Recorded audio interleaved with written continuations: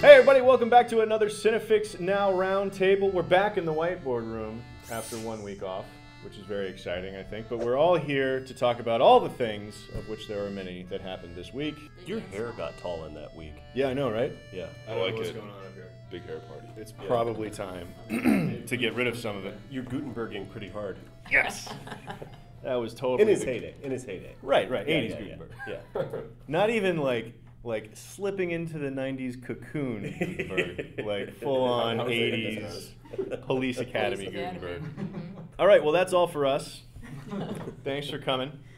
No, so this week, yeah, a lot of little things happened this week. So I want to talk about a lot of not whole stories that happened this week. A lot of sources out there. Apparently. Sources say random things. We got British. It would be great people. if it were just the one guy just shouting things at random people. Yeah. Watch something huge is going to happen immediately after we finish taping today. Oh, something like immediately huge, and I'm not going to go back and fix it. So first thing I wanted to chat about quickly was a fun little thing. They think they might have found Dracula's real life tomb.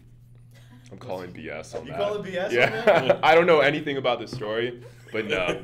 Yeah. To be fair, I didn't send a link out about this. Yeah, prior I to was this doing discussion. actual work this morning, but I agree with Johnny. BS. I mean, Dracula is based on a real guy, Vlad Yeah. He's Taylor. based on a real guy, but he's not a real guy, right? Is that a tomb so much So- as like his bedroom? That's a semantics thing that I think we. Well, are they talking about Vlad the Impaler? They're talking They know. about, yeah, Vlad. They know where he. I thought they knew where he was buried. Yeah, that's I what you mean, think. he's had a castle and. Apparently, well, didn't he died really horribly and violently and ripped to shreds or something, didn't he? Or am I just thinking of Ghostbusters 2? It's like what happened to all of his servants. They disappeared right when he died, and his body just, Yeah, it's something weird. someone took care of his. Students in Naples. I think they found it's Vlad Tepes III's tomb is what they found, and they think that that's Wait, Dracula. students found it? Students found Yeah, it. I'm definitely with you. Yeah. Hogwash. So are we calling BS on the fact that it's Vlad's tomb, or BS on the fact that Vlad, in actuality, became a vampire? Both. I mean, maybe if they're just claiming it's Vlad the Impaler's tomb. I don't know. I think we need Geraldo to get to the bottom of this. Yes. I think it's interesting. At the very least, it's going to get us some sort of low budget, Doc. well, it'll be a found footage horror movie here before we know it. Or there'll be a mediocre Discovery Channel documentary about it, like that mermaids are real one or something. Right. Is this really Dracula's tomb? No. It's not. But let's talk about it for an about hour. And so there you go. There's one not a real story over and done Sorry, with. guys. That was a solid. That was a Somebody solid should 2 buy up minutes those worth of screen students' time. life rights right now. Yeah, exactly. Let's move on. Something that we're all very worried about, I know, is that Colin Firth is no longer going to be the voice of Paddington Bear. You were really worried about that. Yeah, cried myself to sleep. How creepy is the bear? Well, the trailer is kind of weird. Well, and yeah, but it's interesting. Yeah, the trailer's bizarre, and Paddington Bear does not have a raincoat. This is a problem. Well, he's in Like, the that's the bathroom. He took it off. No, he's in an airport without his raincoat on. He's a naked bear right now. This is messed up. Hey, all our best bears have been naked.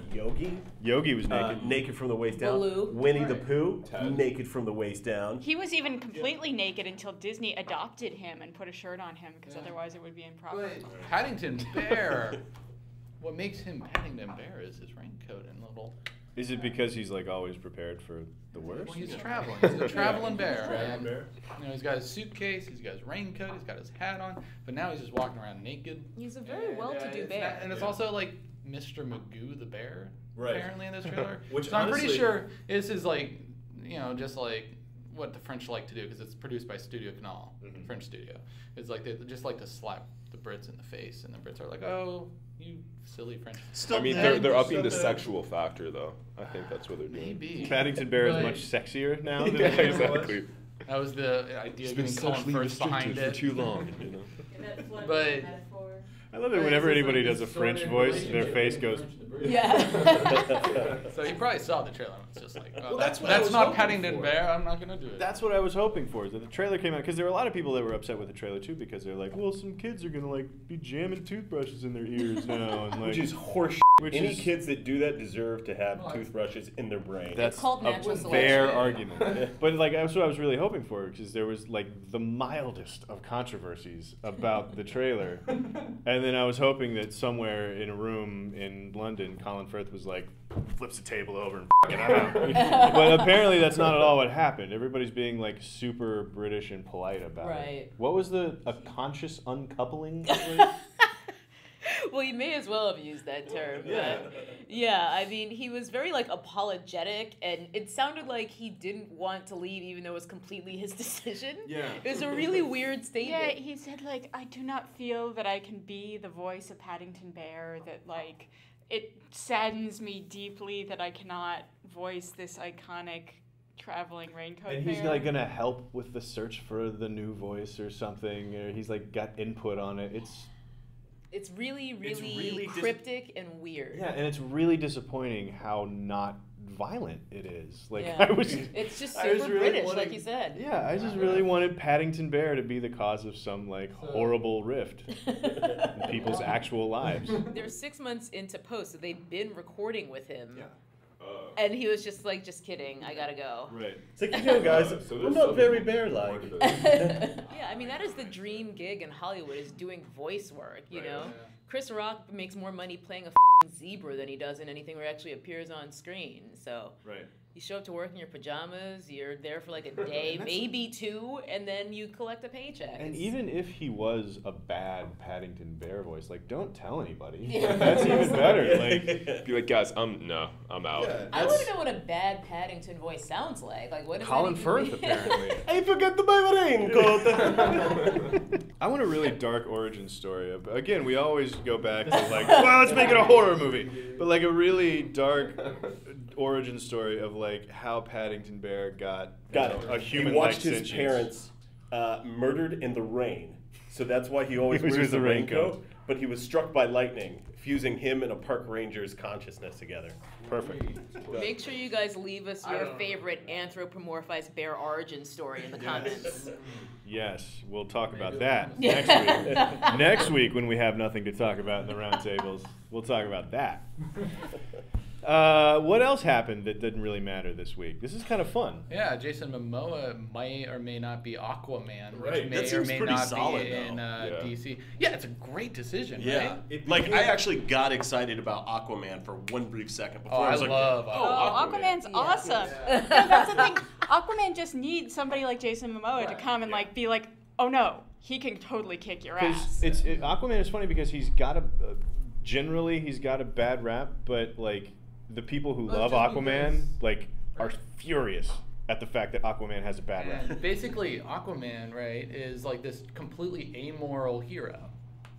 He has no moral standing in the world because he is the king. He is the moral center of his people. That's So pretty he can tight. just come on land and beat the shit out of whoever he wants. He regularly kills people. He's like the Punisher for DC Comics. Yeah. Unfortunately, his powers are kind of odd on paper, so people don't take him serious. But yeah, he could like smash your face in and not care, and then be able to go like back to his ocean and And be then like, some fish or whatever he does.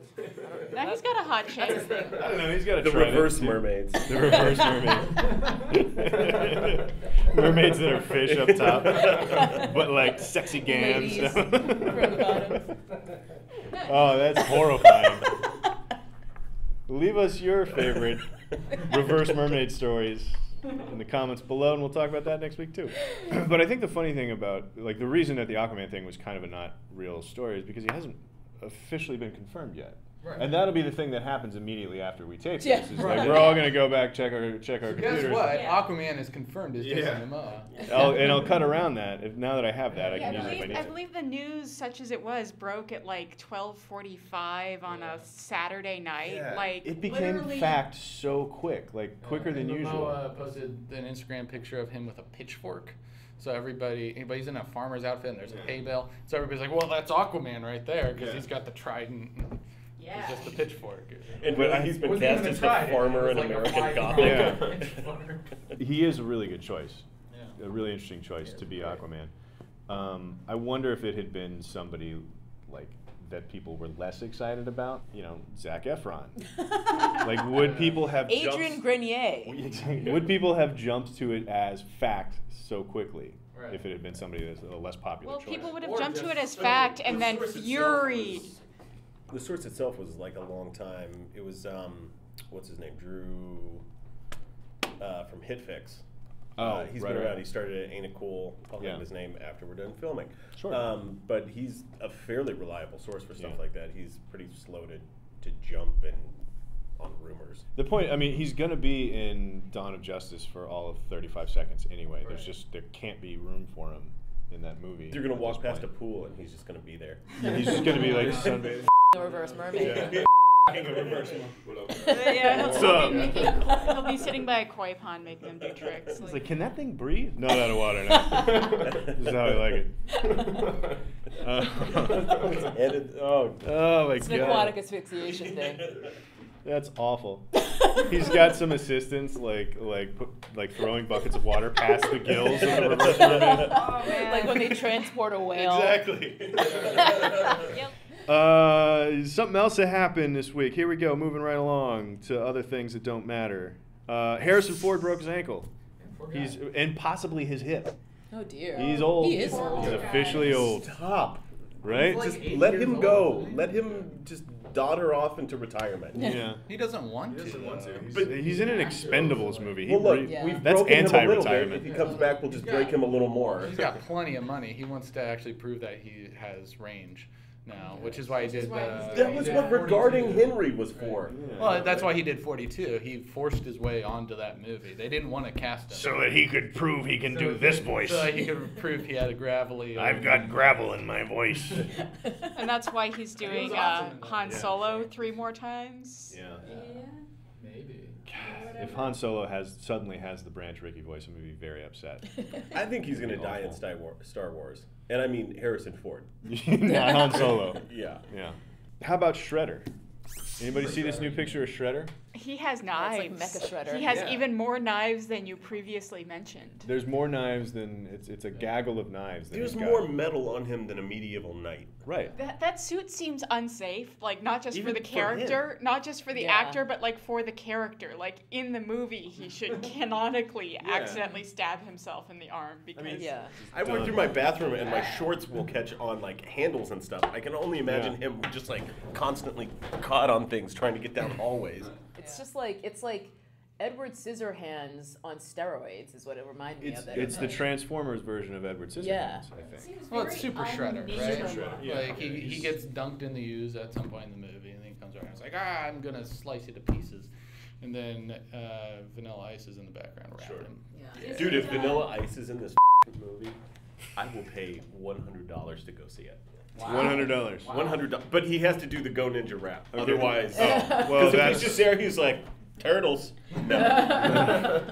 yeah. If there's just one shot of Vanilla Ice going, not again, and that's it. That doesn't count. I don't know if they crash through and ruin another one of his shows. Yeah. But it's like a really small acoustic set, like an evening with Vanilla Ice, and he's like, God damn it! Like I would pay $100. Can't catch a break. You don't have to. I mean, if they're putting that in the movie, I'll it'll take be his the money. normal price. I have a philosophical question. Oh, good. Aren't that many knives just contrary to the entire spirit and point of ninjutsu? Isn't ninjutsu a like stealth Shredder's art? a samurai, Okay. not a ninja. Oh, I'm That's why sorry. he hates the ninjas Because because he's a samurai. he's got honor and many, However, many It's like the knives. Shias and the Sunnis. Don't the samurai get by with just 2 swords generally? So But it is. Where is it? Somewhere remember, in the he's 4th been ring dunked of in Bushido that one must draw all of his blades when entering battle.